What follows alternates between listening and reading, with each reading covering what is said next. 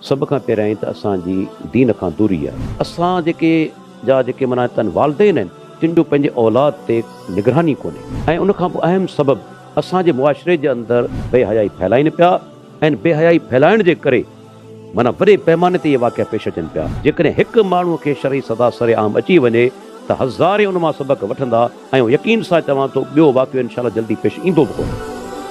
दर्द हो रहा था ना, वो छोटी थी ना, इसलिए उसने मेरे को बताया नहीं उसको कहाँ दर्द हो रहा है। जब मैं सोने लगी ना मैंने उसका पैम्पर बदला, जब मेरी बच्ची यहाँ खून हो गई, उसका सब कुछ फटा हुआ था। मैं उसको लेके नीचे भागी, किसी ने मेरी हेल्प ही नहीं की। मैंने सबको बोला मुझे डॉक्टर के पास ले जाओ, तो वो मेरे हाथ में थी ना, वो सांस ले रही थी ना, मैं उसको अकेली लेके जा रही थी ना रिक्शे में, उसने आखिरी दफा आंखें ऊपर कर ली।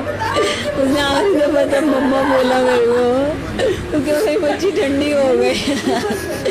उन्होंने मार दिया उसको।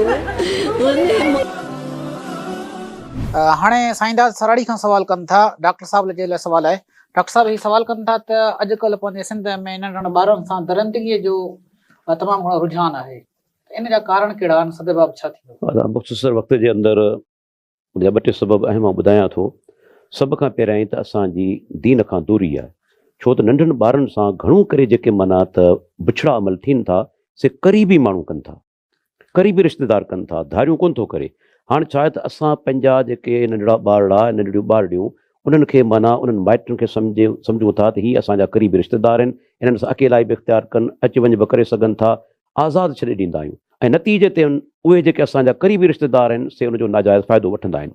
ॿी ॻाल्हि, असां जेके माना तन वालदेन आहिनि तिन जो पंहिंजे औलाद ते निगरानी कोन्हे, उनखे छूट छॾियो वियो आहे। ऐं उन खां पोइ अहम सबबु असांजे मुआशरे जे अंदरि माना चाहे प्रिंट मीडिया हुजे, इलेक्ट्रॉनिक मीडिया हुजे, सोशल मीडिया हुजे, इहे बेहयाई फैलाइनि पिया, ऐं बेहयाई फैलाइण जे करे माना वॾे पैमाने ते इहे वाक़िया पेश अचनि पिया। ऐं उन खां पोइ सभ खां अहम तरीन सबबु त ॾोहारियुनि खे सदा कोन थी मिले।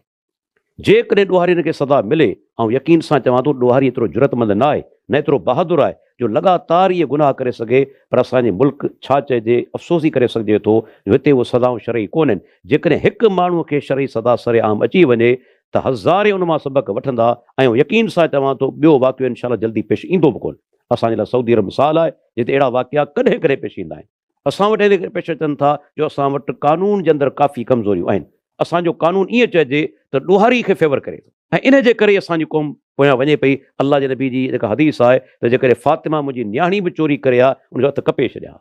अॼु असांखे ज़रूरत आहे त असीं शरई हदूं क़ाइमु करियूं। इनशा अल्लाह ताला असांजे मुल्क जे अंदरि अहिड़ा वाक़िया पेश कोन ईंदा।